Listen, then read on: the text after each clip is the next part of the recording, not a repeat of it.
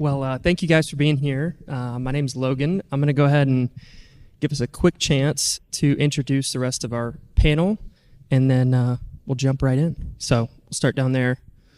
Jason, let you go first. Yeah, thanks, Logan. Jason Creel. I'm the VP of Development at Landing. We are the nation's largest midterm furnished operator. Good morning. My name is Melanie Trapnell. I'm the Senior Vice President of Operations for Gables Residential. We are a privately held REIT. We also do fee management and manage about 30,000 units across the country. My name is Josh Foley. I am the CEO at RedPeak. We are a Denver-based company. We've got 53 communities all in the Denver area and wholly owned managed. We do a little bit of development, but not for a while. My name is Ann Baum, and I'm the Vice President of Marketing at Town Properties. We're located in Cincinnati, Ohio. We manage about 20,000 apartment units and 115,000 homeowner and condo owner association units. And I'm Logan, and I serve as the president of TeleCloud, and we help owners, asset managers centralize and standardize telecom, help them save money so that they can spend it on bigger priorities. All right, so we've spent a lot of time prepping for this panel. I think we might be the most prepared panel, I'd like to think. And we had a happy hour last night together. So I can't promise it'll be useful. It will be a lot of fun, be interesting. We're going to cover AI, which I know you're shocked about. We're going to talk about robots, maybe a little bit more surprised by that, and several other things that we hope is helpful. So we're going to start off with kind of a broad question, and then we'll dig in deeper and deeper. So, first question up, when you think about scaling asset performance today, when you think about sort of the systems, the processes, everything that has to go on across a portfolio, how do you start thinking about what actually helps, what actually hurts, what do you centralize, what do you not centralize? Jason, maybe we start with you. We have found when, particularly speaking to centralization, that we have moved to, we used to manage it in our Birmingham call center. We've since relocated it to our Mexico City office, where we have the team down there, about 100 that operate a lot of our inbound leads, calls. They do all of our follow-up. And we have found that when there's an effective leader in the same room that's working in person, we see incredible conversions. We're able to manage them through their output, which is helpful, but like having them there and being able to hop on live when you're in the office, you can throw a headset on and listen in. It's really, really helpful of how they're, whether it be closing a lead, following up, someone who's, for us, it's extending. So our average stay length's about 3 months. If we have a unit that's available for the next month, we will reach out to that individual who has a checkout date and say, hey, would you like to extend for another month? So they're able to manage all that from that one room, which has given us great scale and efficiency. That's great. And I want both Josh and Melanie to answer this question, and I want to add the twist of, is there anything else that you're not centralizing on purpose? Well, for those of you who maybe have read about it, we centralized a lot of the back of the house work that happens on site a couple of years ago. And our thought process was that there is, just as we know, there's a ton of repeatable, very important tasks that happen on site, but they're not necessarily the things that move the needle when you think about growing your rents, maximizing your NOI. And so we really felt that, centralize what needs to be centralized, standardize that, let everything else be the personality of the asset. And instead of centralizing leasing, we really leave that sales experience and investing in making that sales experience very tailored to the asset and the demographic that we're serving.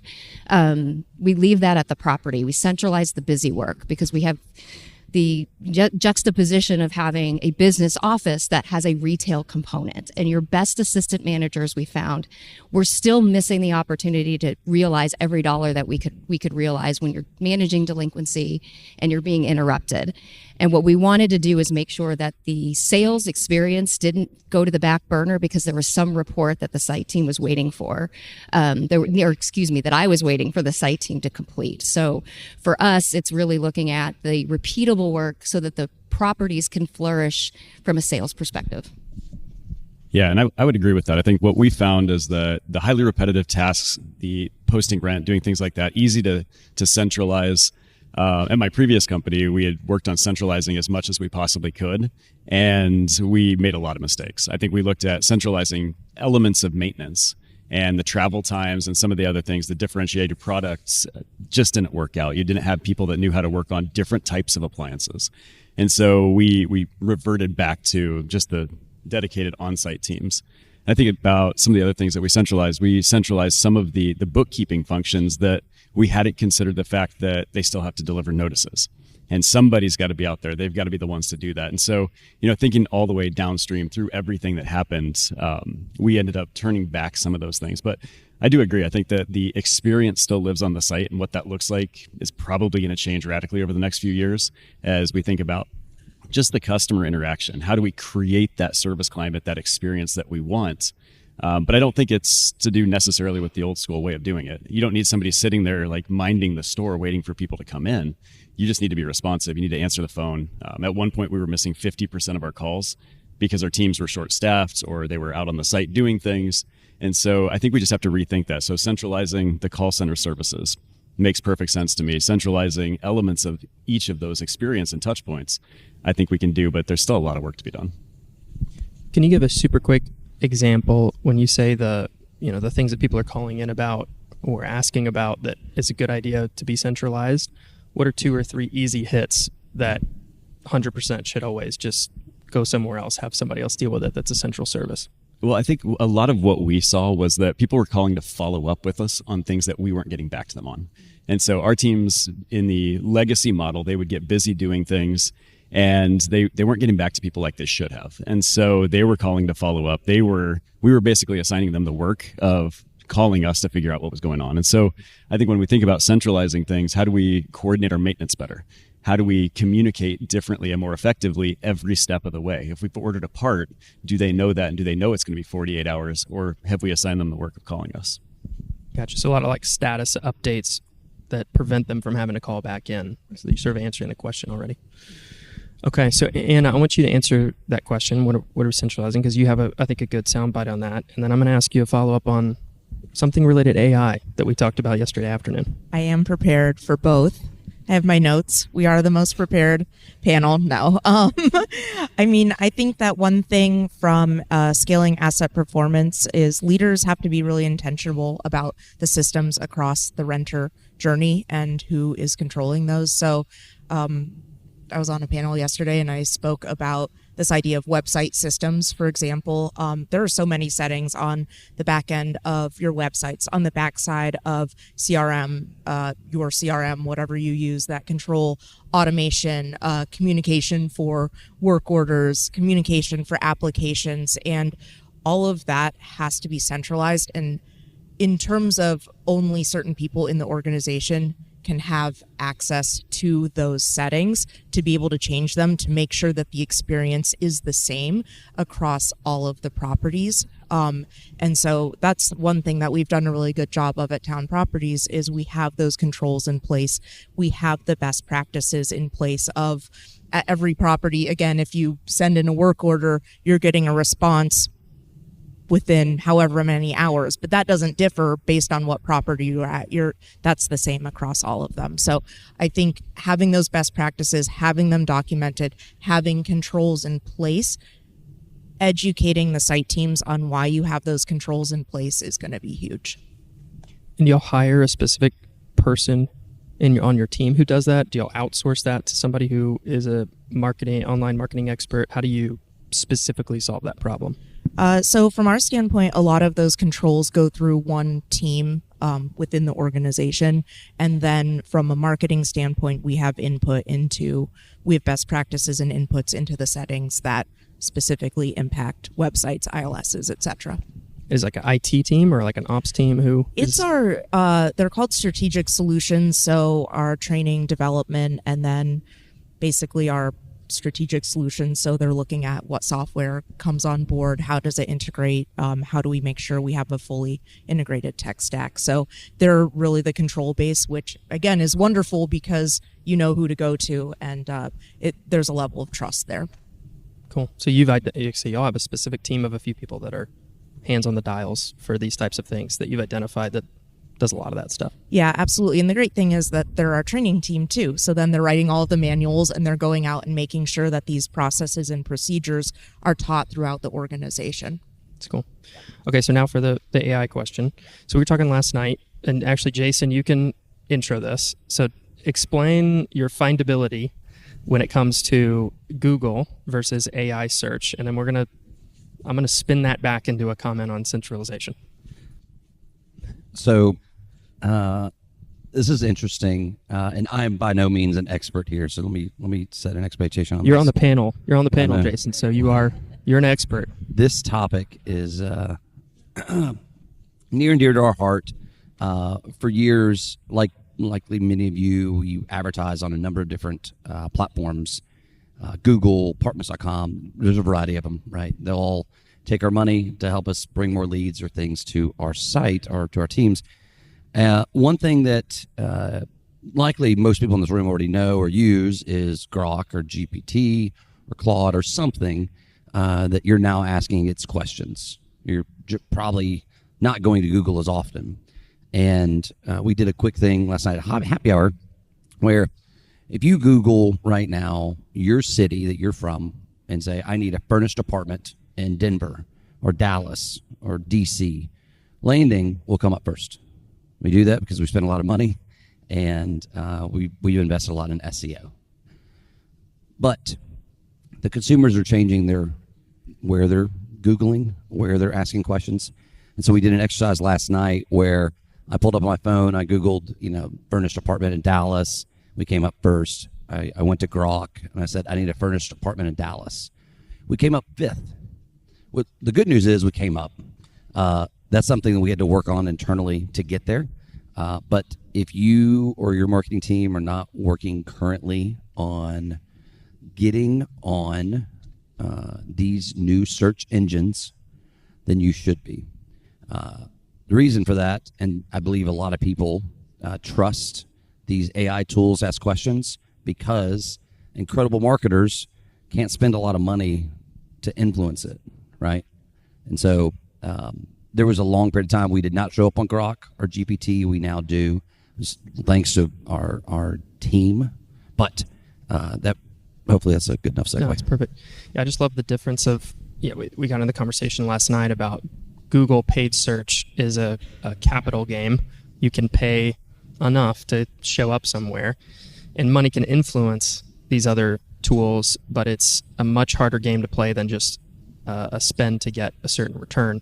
So Anne, who's our marketing executive here, I want you to talk a little bit about how you're approaching this and sort of how you, I think, have somewhat of a maybe contrary view on how that it's not actually as hard as it seems, but I want you to kind of explain your thoughts on this topic.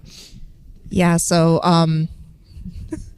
yes, this is a very passionate topic because our view on AI search and showing up on AI search is that you basically have to go back to the fundamentals of SEO and things that maybe we should have been doing previously. So I'll give you some examples. Basically, LLMs work by pulling information from multiple sources, the internet. And so the way that you're found on the internet is you basically have to organize and categorize data about your business in a way that Google wants you to organize and categorize it. They have hundreds of documents, by the way, on how to do this. It's, they have Google Search Console. You can track how you're ranking organically. I mean, they literally spell it out for you. And so I think the opportunity for AI search that we've seen is we do have some properties who aren't utilizing SEO services. That's a choice that properties are able to make, and that's okay. But we've seen that. That's an opportunity from a streamlining standpoint. I think that should be a standard. All properties should be utilizing SEO services. It's also an opportunity for us to make sure that our websites are accurate. That lies on the marketing team, but it also lies on the property site teams. They know everything that goes on at their property. It's an opportunity for us to go back and look at our FAQs and make sure that we're giving information. Some of the FAQs that we're creating, for example, are things like, when I come for a tour, what do I do?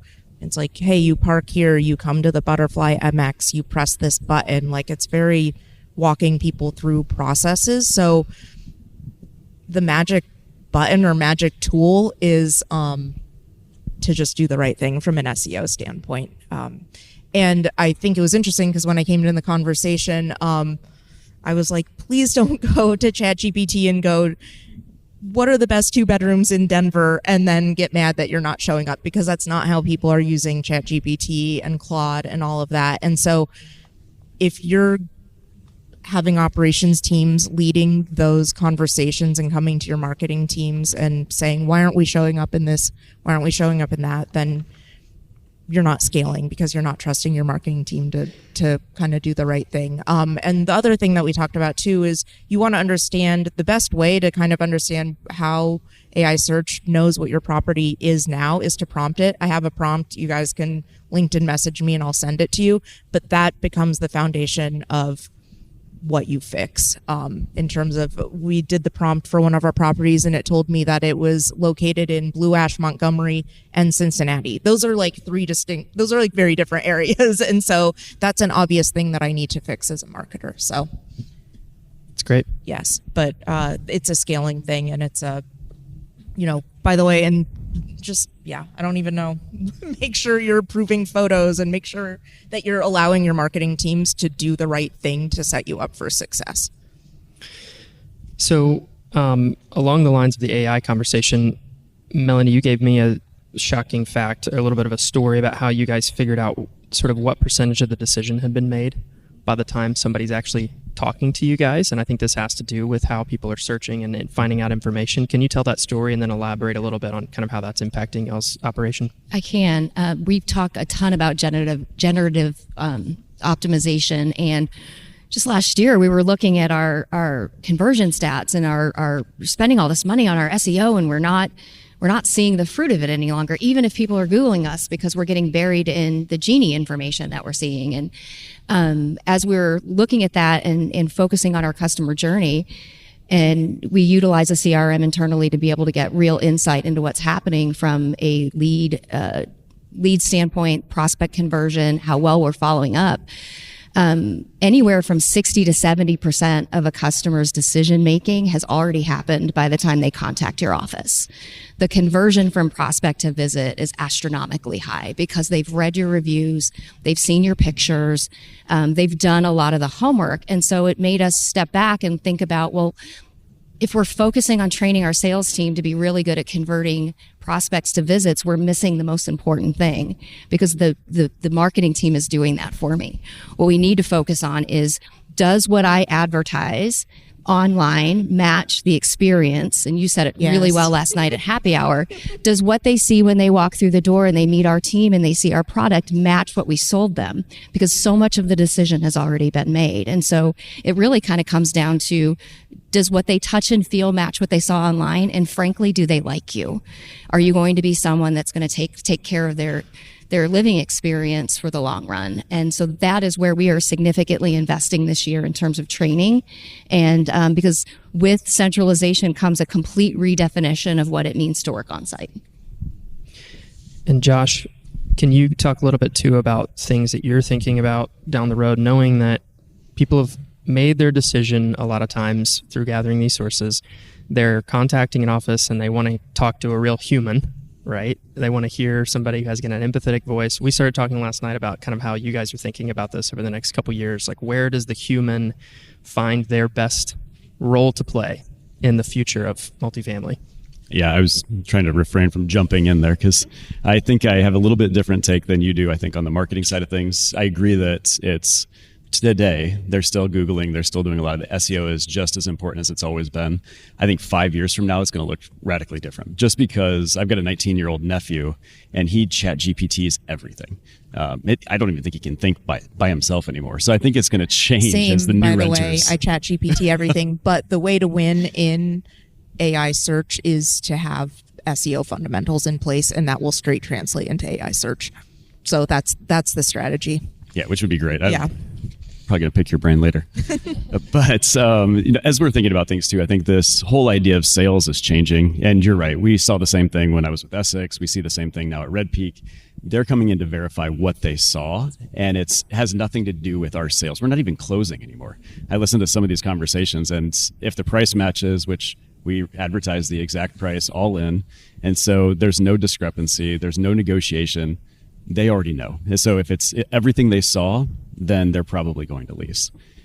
So as we think about that, this whole idea of centralization, centralizing the sales function, most of that can be done and automated. The follow-up can be automated. The binary decision-making, do you accept pets, yes or no? Do you have 1 bedrooms, yes or no? All of those things can be automated 100%.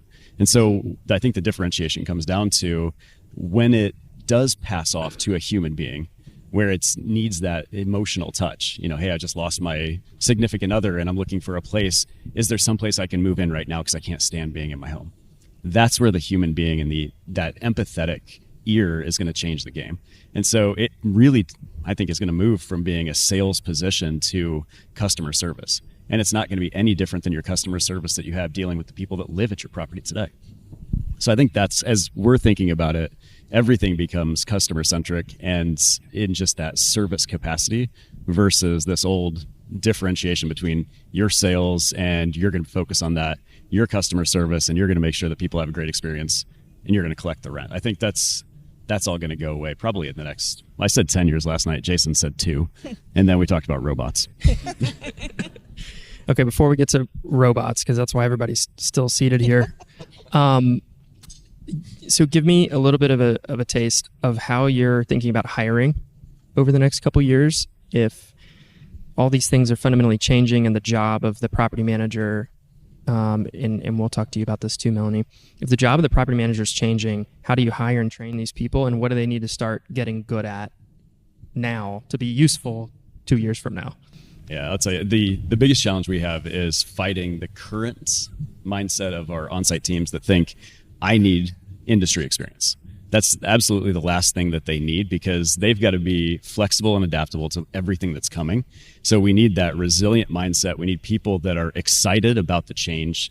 They're willing to embrace the technology, and they have to be customer service focused. And so we've seen success with people from hospitality because they're used to wonky hours, crazy things happening all the time, and they've got to smile and get through it. So I think there's an element of that, but also just bringing people in brand new to the industry that they're curious. They want to see what things are about. They're curious about the technology. They're excited to learn new things. And I think those are going to be the people that grow with us over the next 3 to 5 years as all of this transitions. That's great. So, and I think along those lines, Melanie, you guys have, I think, made some big moves when it comes to this that might surprise people, inclusive of you've changed all the titles for all these people.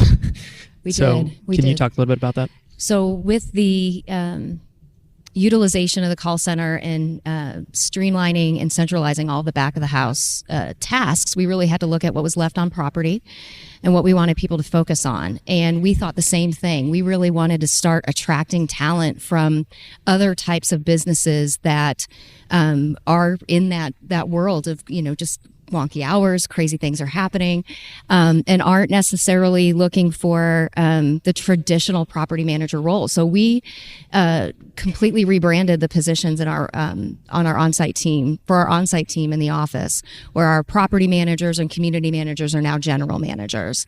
Our assistant managers don't exist. We've created a sales manager role that we think is going to better prepare that person who wants to move into the tradition or the general manager role to be a leader and be able to do that. You know, as I was coming up, I was a great leasing consultant. I was a terrible assistant manager because it was purgatory to me. All I did was deal with the unhappy people. Well, now for us, the unhappy people go to our call center, and they're actually really happy having those conversations at the call center and not in the office, because the office team's their hero. And so our people can be their heroes by not having to have those conversations. But with all of the technology that's coming at our industry that we have not had in the past, it's requiring us to have to redefine those job descriptions pretty frequently and really make sure that we're growing that with what we're going to need to have 5 years from now, not necessarily what we have today. Well, can I add something too? Because I think you brought up a really good point. I think when we took our teams off-site and moved to the call center model, we thought the service was going to improve, but we didn't understand the impact it was going to have on maintenance. And so we're thinking differently now about even our maintenance teams, because you're right, they used to be the heroes, and now people are seeking them out on the property, and they're upset and they're dealing with things that they never had to deal with before. And so I think as we think about maintenance too, that's going to be challenging. I don't know that I know how to solve that one yet. Well, and I would add to not only hiring, but thinking about the people that we have in positions that have been in property management for 10 or 15 years. We are significantly moving their cheese. And if you spend any time on LinkedIn reading some of the posts that come from general managers, property managers, regional managers, they feel overwhelmed, and they feel overwhelmed because we've moved the really easy stuff, the predictable stuff. And what we've left them with is the people. That's the hard part. And we didn't recruit them from the restaurant industry or the hotel industry where they're used to that. And so while the tasks are the same, the advent of the tech, how much tech there is, I like to remind them they all learned how to use their cell phones without a user manual, but it's the people's hard. And so it feels much more overwhelming. So for us this year, we're focused on how do we train them to deal with that? Yeah, that's great. And do you ever run into a problem trying to hire for these roles when you're posting a job that they're maybe really unfamiliar with? Like I'm just imagining when we've had to go hire roles that don't have a very standard title, it's hit or miss on like posting it because nobody knows what that role is. We are in that spot right now where we've changed and rebranded. Not everyone has, and so we're having to sort of piggyback on some of the traditional ways that the job has been described to at least increase the candidate pool. It's challenging for sure. Yeah, we've had to look at where we post too, because we can't just post on the traditional sites. We've gone out and looked at hospitality specific boards and things like that, and we're running into the same issue. And leveraging recruiters more often than we ever have for that reason, so that we can go out and grab that person who isn't necessarily going to click on that link. So, okay, this dovetails with our conversation last night about robots. So it's your time to shine. Yeah, that was a great transition, by the way. Yeah, the challenge was to segue into robots effortlessly, and I think I nailed it. So, Jason, give us 20 seconds on why you think robots are taking over, and then we're going to bring that back to real estate. Appreciate this opportunity. We did a lot of time prepping for this, and we spent all of like a few minutes last night having a cocktail talking about this. So something that I feel from a consumer perspective and in multifamily is thinking about the future and the strategies. We talked earlier about how how we're hiring for the future, how we're training. The roles are different. They're even named differently now. If you haven't followed along a lot with what is going on with Tesla and them shutting down the Model S and Model X, the Y, and converting that factory completely over to producing robots, which they're already using in their factories, you should. Because those robots will be released, available to the public at the end of next year, mainly for the consumer side to do the chores around the house that none of us like doing, like dishes, taking trash out, mopping, dusting, shopping, cooking. But got us thinking, it's like, well, what else could they do for multifamily? Do you have to still pay a yard crew? Can they do simple maintenance requests? I think there's something coming with this technology that I don't think is being talked a lot about right now. And I think there's an opportunity in the next probably 24 months or so. We'll see a lot of advancements there. Yeah, so there's no robots at this RETCON, but the thought last night was in 2027, 2028, we started to all agree. I think we'd be shocked if that wasn't actually more and more talked about. Like in 2022, AI was just barely becoming a conversation. And I would say it's been mentioned 100 times in every single panel across 100 panels now. Maybe we're the only panel that has said the word robots, maybe not, but we were curious if that's going to have a big impact. And because we've got, executives here that spend a lot of time in the multifamily space in particular, the question is, how does that start changing the strategy for the next couple years, depending on how much that has an impact or doesn't? It changes the job role. It changes the way we think about technology. It thinks about what are you going to invest in on property.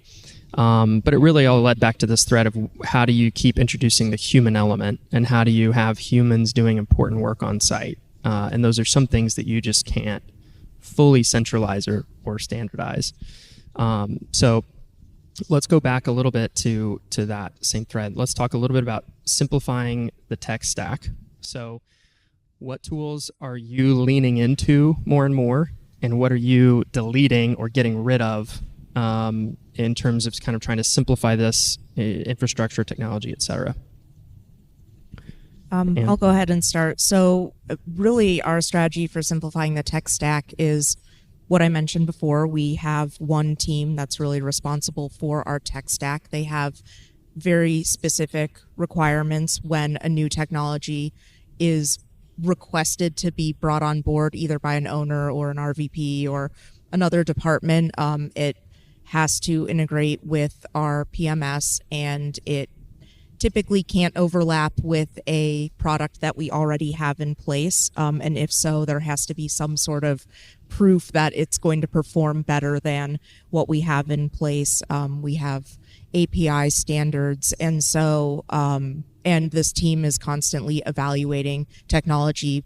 Again, I think we have like 35 or 40 owner groups that we work with right now, and they work with other property management groups. So they do have experience with other software, which is great for us because they're bringing solutions to us constantly. But because we have a centralized control system, we're able to go back and, again, like I said, hey, we actually already have something that fits the bill, or what are you trying to accomplish that we're not getting from a performance standpoint already. So that's been our strategy. And, I would say 95% good. Every once in a while, I can't get something past the API credentials and I get sad, but like for the most part, it's for the greater good of the company. So real quick before we get to Josh, so when you guys are working on this, you were talking about some horror stories where owners will try and mandate something. Mm-hmm. How do you negotiate that with the owner? When do you eventually let go? When do you push back? How do you think about scale when you've got to deal with a bunch of people who've got their own opinions, who have financial control or financial influence? Well, I think that's where the system that we have now, that's how that came to be, because you're right, we have an obligation to our owners. They're hiring us, they're our clients, and on the one hand, they are bringing us new technology solutions, but I think over the years, what we've found is if it's something we already have a solution for, it's not a good idea to bring an additional solution on for an ownership group, because then, marketing, I'll give you an example. From a website standpoint, if my team has to help manage multiple website solutions, that means we have to be trained on multiple website solutions. We have to make sure that the integrations work properly, that information is flowing back and forth from our PMS. And that's a challenge. That's an auditing challenge. That's an hours challenge. And sometimes when we would hear, we want to bring on another website provider because I like it. It wasn't because my conversion rate is 7% on this website provider and I know I'm going to get more leads. It was, I like it and it works good. And so that would be my pushback again, as well as like, what are you actually going to get from a performance standpoint? And those are reasonable and respectful conversations to have. It's great. Josh, you were going to jump in there. Yeah, I was just going to say, I think when we look at it, fortunately, I don't have to deal with owners because it's a whole different set of expectations. But I think we were kind of a victim of our own innovative process too. And we suffered from tech bloat, like I think a lot of people do, where we were trying a bunch of cool things, we were adding new stuff, and what we found is that we made it way more difficult to do business with us. So from a customer standpoint, from a service standpoint, dealing with 5-6 apps to live with us was miserable. And it drove a lot of inconvenience for our teams because we had to explain how to download the apps, how to use the apps, what the apps did, why they had different buttons for the same things in the same places, but they didn't work. And so it created a lot of issues. And then on the back end too, for our teams, managing all of those different systems and learning how to be in all those systems and when, that was the biggest challenge. So what we're looking at now is simplify the tech stack. Everything has to integrate. If it can't integrate, it's just not going to be a good partner for us. And so we're looking for those people that want to assist us in that. And I'm probably less optimistic on the robots than Jason, but thinking future forward and future proofing the organization, focusing on that service level again, that's what's going to keep us in the game for the long term, regardless of the technology. And I know you mentioned funnel is one of the important integration pieces to y'all's operation. Is there anything else that you would point to that was important in that transition to a highly integrated, less bloat system? Yeah, and I think that's where talking about great partnership, Funnel has been a great partner for us because they're willing to work with other people. They've helped us to white label our app so that we can get to the customer and give them one seamless experience. And they're not trying to own the whole thing. And so a lot of the tech providers that we work with, they want to go end to end. So they want to have a great solution. They want to create an app and they want our customer to use their app. And they almost skip that middle piece where we're the customer and we want it to stop there because we want to own the second half of that experience. Yeah, that's great. Melanie, you guys, I think also have kind of a simplification journey and tech stack journey. Can you talk a little bit about just kind of how that works at y'all's shop? I mean, what we're doing now is what we've done for years, but it's growing in importance. Is we have a group representing all of the stakeholders within our organization that is meeting consistently to discuss the tech options and the innovation. We call it an innovation committee. We love committees. But making sure that we're getting together and we're asking ourselves, what problem are we trying to solve? Because there's so much coming at us, and we have been such an ignored business for so long when it comes to tech, and we've been slow to adopt tech, and now all of a sudden we're going 1,000 miles an hour. It can be very, very tempting to try things. And so we have this group that just helps us slow down a little bit and make sure that when we're looking at something that we're trying to solve a problem. We're not just necessarily looking at the next sexy thing that we know the next biggest company is also using. And so that helps us really make sure that we're not just thinking through, looking at it through the lens of one department, but that we're looking at it through the lens of all departments that it's going to touch. And we are also really trying to focus on creating a one-stop shop for our teams. So when we're looking at tech, we're making sure that tech will integrate with our Power BI platform, so that even though we've got a lot of other things going on in the background from an operations perspective, our teams feel like they've got one place to go. So much so that Yardi almost feels like just like a data warehouse for us, because they're not living in Yardi any longer. They're really living in Knock. They're living in our BI tool. They're looking at the information sliced in a way that we want to present it to them so that it can be actionable. And we're finding that that's reducing some of the stress of having so much thrown at you every single year. One of my favorite quotes from our conversation was, I think you said something like, you don't need another dashboard, or you don't need another portal.